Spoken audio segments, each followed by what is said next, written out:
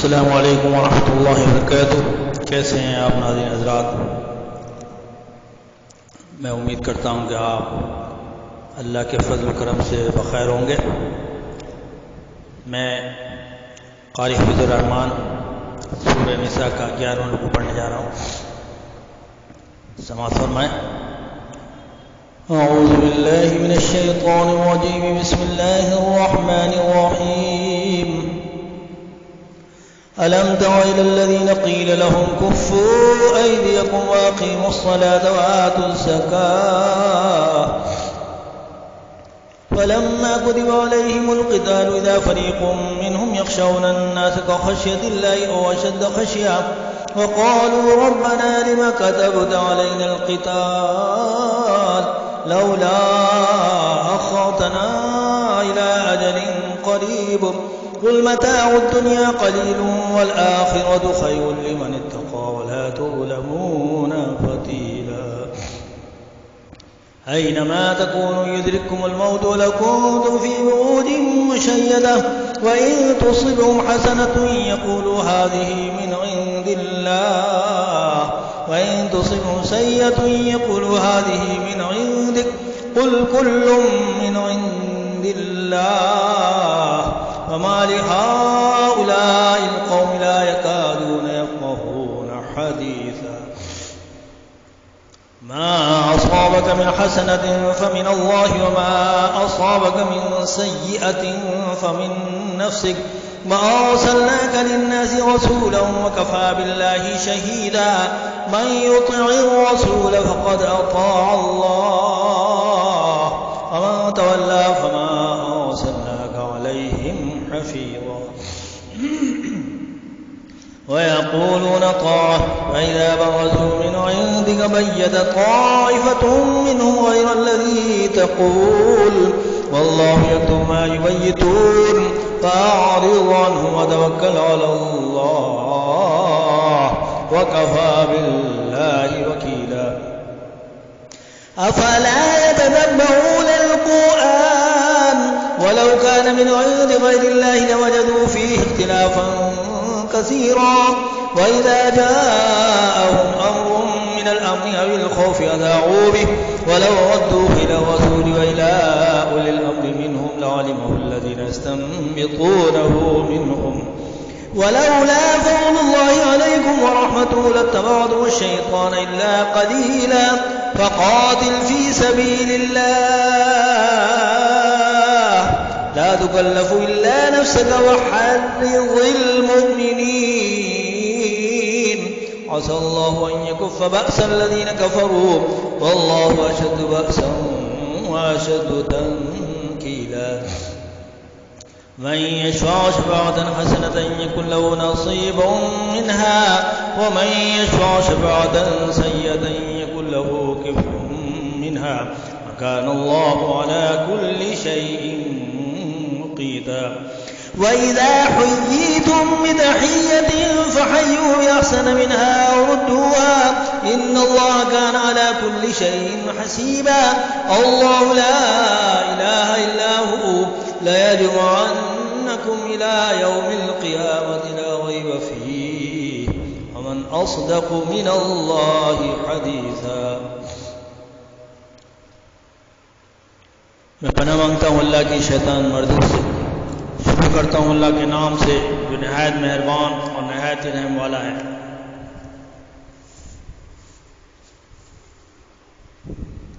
بھلا تم نے ان لوگوں کو نہیں دیکھا جن کو پہلے یہ حکم دیا گیا تھا کہ اپنے ہاتھوں کو جنگ سے روکے رہو اور نماز پڑھتے اور زکوٰۃ دیتے رہو،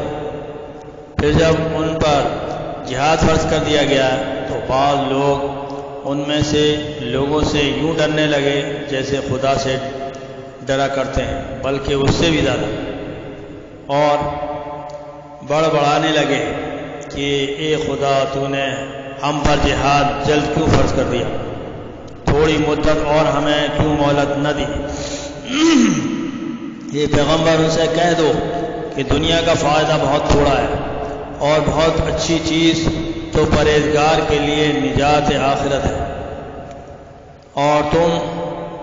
تم پر دھاگے کے برابر بھی ظلم نہیں کیا جائے گا۔ اے جہاد سے ڈرنے والوں، تم کہیں رہو، موت تو تمہیں آ کر رہے گی۔ اگر تم بڑے بڑے محلوں میں رہو اور ان لوگوں کو اگر کوئی فائدہ پہنچتا ہے تو کہتے ہیں کہ یہ خدا کی طرف سے، اور اگر کوئی گزند پہنچتا ہے یعنی تکلیف پہنچتی ہے تو اے محمد صلی اللہ علیہ وسلم تم سے کہتے ہیں کہ یہ تکلیف آپ کی وجہ سے ہمیں پہنچی ہے۔ کہہ دو کہ رنج اور راحت سب اللہ ہی کی طرف سے ہے۔ ان لوگوں کو کیا ہو گیا ہے کہ بات بھی نہیں سمجھتے۔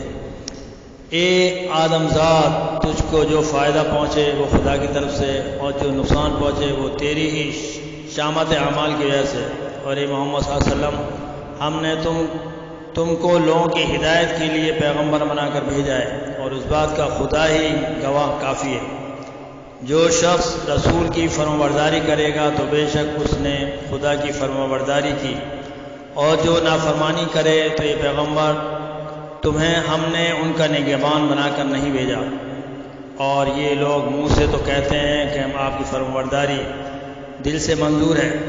لیکن جب تمہارے پاس سے چلے جاتے ہیں تو ان میں سے بعض لوگ تو تمہاری باتوں کے خلاف مشورے کرتے ہیں، اور جو مشورے کرتے ہیں خدا ان کو لکھ لیتا ہے، تو ان کا کچھ خیال نہ کرو اور خدا پر بھروسہ رکھو، اور خدا ہی کافی کارساز ہے۔ بھلا یہ قرآن میں غور و فکر کیوں نہیں کرتے؟ اگر یہ خدا کے سوا کسی اور کا کلام ہوتا تو اس میں بہت سا اختلاف پاتے،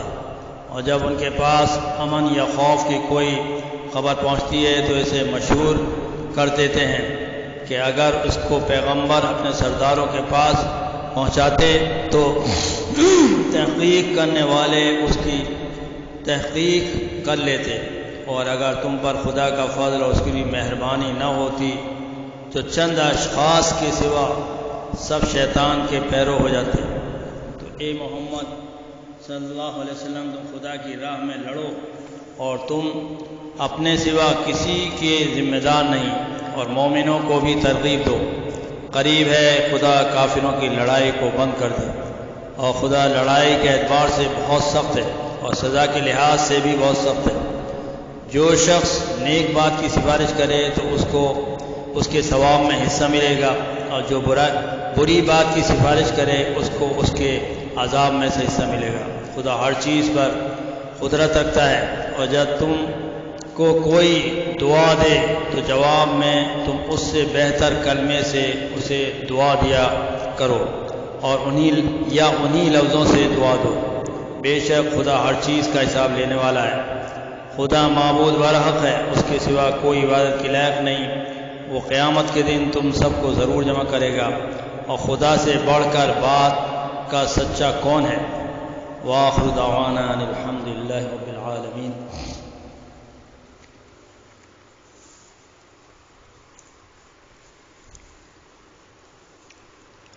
کل کا سبق باغ شہادت کے بارے میں تھا، آج اسی کے سلسلے کو آگے بڑھانا ہے۔ سماعت فرمائیں۔ شہادت کی بزرگی۔ ارشاد فرمایا اللہ تعالیٰ نے، جو لوگ اللہ کی راہ میں مارے گئے ہیں ان کو ان لوگوں کی طرح مردہ خیال نہ کرو، بلکہ وہ لوگ ایک اعلیٰ زندگی کے ساتھ زندہ ہیں، اور اپنے رب کے نزدیک ان کو رزق بھی ملتا ہے۔ فائدہ: شہیدوں کے مرنے کے بعد ایک خاص طرح کی زندگی ہے، دوسرے لوگوں کو قیامت میں ہوگی۔ شہیدوں کو اس زندگی میں کھانا پینا اور ہر طرح کا آرام دیا جاتا ہے۔ شہیدوں کے بدن کو زمین نہیں کھاتی، اور ان کا خون پاک ہوتا ہے۔ رسول اللہ صلی اللہ علیہ وسلم نے فرمایا کہ شہید قیامت کے میدان میں اس طرح آئے گا کہ اس کے زخموں سے خون بہتا ہوگا، اور خون سے مشک کی خوشبو اڑتی ہوگی، اور شہیدوں سے اللہ تعالیٰ فرمائے گا، اے میرے شہید بندو، ہم تم سے بہت خوش ہیں، آج جو چیز تم مانگو گے ہم دیں گے۔ وہ عرض کریں گے، اے رب، ہم تو یہ چاہتے ہیں کہ پھر دنیا میں جائیں اور آپ کی راہ میں شہید ہوں، حالانکہ جنت میں جا کر کوئی آدمی یہ نہیں چاہے گا کہ میں دنیا میں پھر جاؤں۔ اور ارشاد فرمایا رسول اللہ صلی اللہ علیہ وسلم نے، شہید کو اللہ تعالیٰ 7 بزرگیاں عطا کرتا ہے۔ ایک یہ کہ خون کا پہلا قطرہ گرنے پر بخشا جاتا ہے، دوسری یہ کہ جان نکلنے کے بعد جنت میں اس کا ٹھکانہ دکھا دیا جاتا ہے، تیسری یہ کہ قبر کے سوال اور عذاب سے بچایا جاتا ہے، چوتھے یہ کہ دوزخ کے عذاب سے نجات پاتا ہے، پانچویں یہ کہ اس کے سر پر عزت کا تاج رکھا جائے گا جو دنیا کی تمام چیزوں سے بہتر ہوگا، چھٹے یہ کہ بڑی بڑی آنکھوں والی حوروں سے اس کا نکاح کر دیا جائے گا، ساتویں یہ کہ اس کی سفارش سے اس کے 70 رشتہ داروں کو بخشا جائے گا۔ حدیث ترمذی شریف۔ اور ارشاد فرمایا صلی اللہ علیہ وسلم نے شہید کو قتل ہونے کی زیادہ تکلیف نہیں ہوتی، بس اتنی تکلیف ہوتی ہے جتنی چونٹی کے کاٹنے سے معلوم ہوتی ہے، ترمذی شریف۔ ارشاد فرمایا صلی اللہ علیہ وسلم نے کہ جس مرد یا عورت نے کسی جہاد کرنے والے کا سامان بھی درست کر دیا یا جہاد کرنے والے کے بال بچوں کو خرچ دے دیا یا جہاد میں کسی جگہ بھی اپنا مال خرچ کیا اور جان سے بھی جہاد کرنے والوں کی کوئی خدمت کی تو اس مرد عورت کو بھی جہاد کرنے والے کے برابر ثواب ملے گا۔ وآخر دعوانا